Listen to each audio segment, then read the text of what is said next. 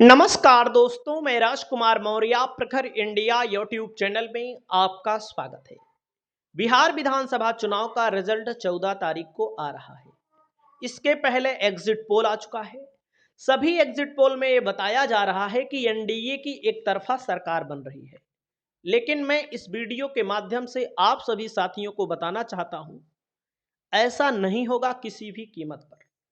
देखिएगा, सरकार चाहे जिसकी बने, लेकिन सरकार एक तरफा नहीं बनेगी। महागठबंधन एक एक सीटों पर, एक एक जिलों में कड़ी चुनौती पेश कर रहा है बीजेपी और जनता दल यूनाइटेड के लिए।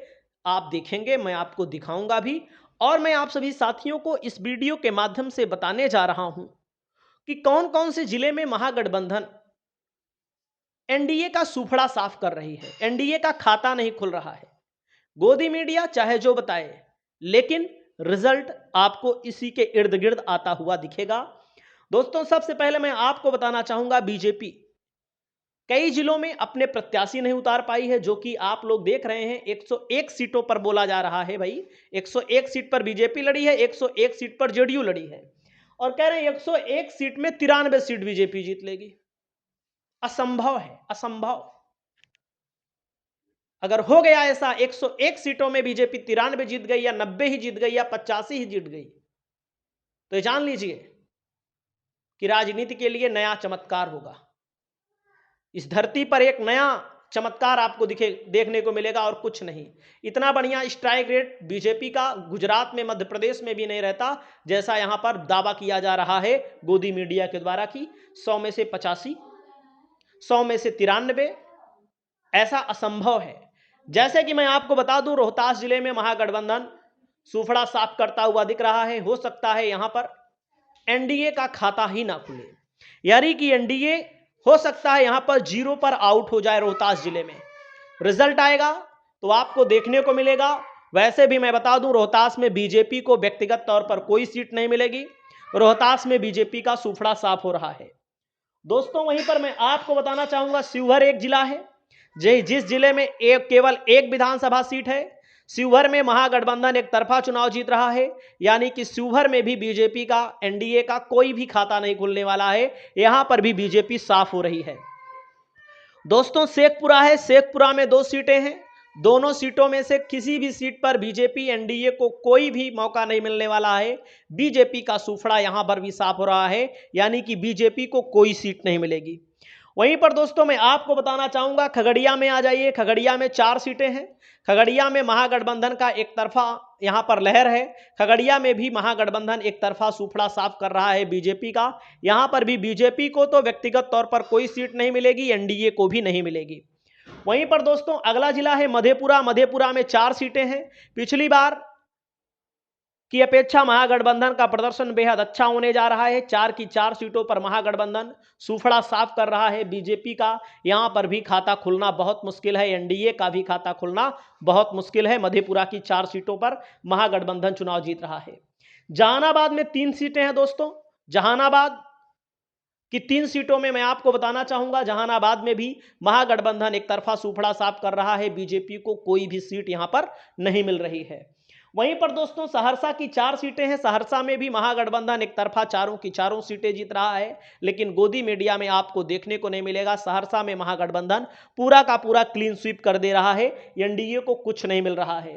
वहीं पर किशनगंज में मैं आपको बताना चाहूंगा, 4 सीटें हैं। एनडीए का यहां पर भी खाता नहीं खुलना है। महागठबंधन को 2 से 3, अदर को 1 सीट मिलने की संभावना है। हालांकि मैंने यहां पर आरजेडी को कम से कम, अदर को कम से कम, अदर का मतलब ओवैसी को 2 सीट बताने का प्रयास किया है।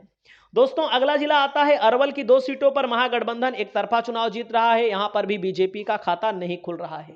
कैमूर की 4 सीटें हैं। महागठबंधन यहां पर भी एक तरफा 3 सीट जीत रहा है। पिछली बार 4 सीट जीता था।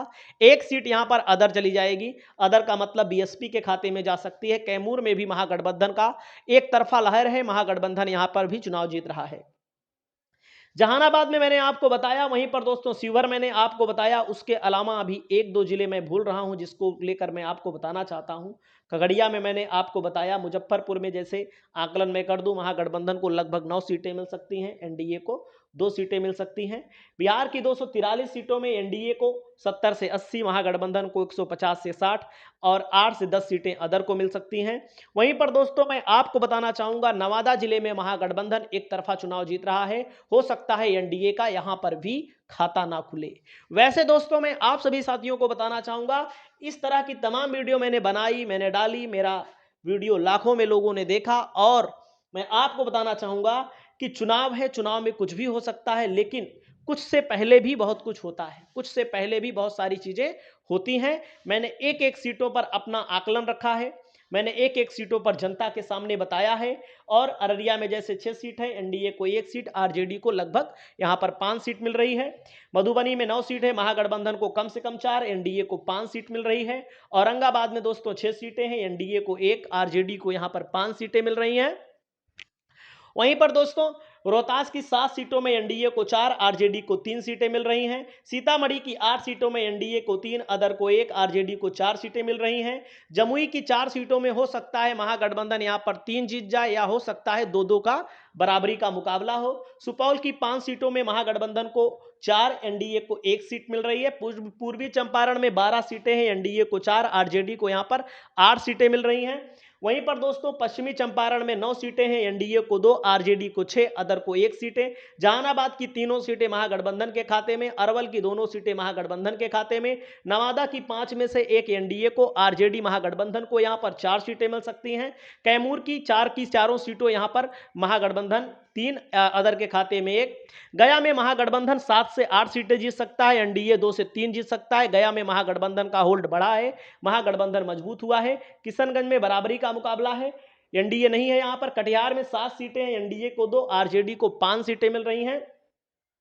वहीं पर दोस्तों आप सभी साथियों को बताना चाहूंगा, भागलपुर में 6 सीटें हैं, 3-3 का यहां पर बराबरी का मुकाबला होने की उम्मीद है। वहीं पर बांका में 5 सीटें हैं, एनडीए को 2, आरजेडी को यहां पर 3 सीटें मिलेंगी। और दोस्तों मैं आप सभी साथियों को बताना चाहूंगा कि और भी आप देख लीजिए, जैसे मैं एक एक सीटों के बारे में आप सभी साथियों को बता रहा हूं, और ये मेरा दावा है, रिजल्ट लगभग जो बोल रहा हूं इसी के इर्द गिर्द ही आएगा।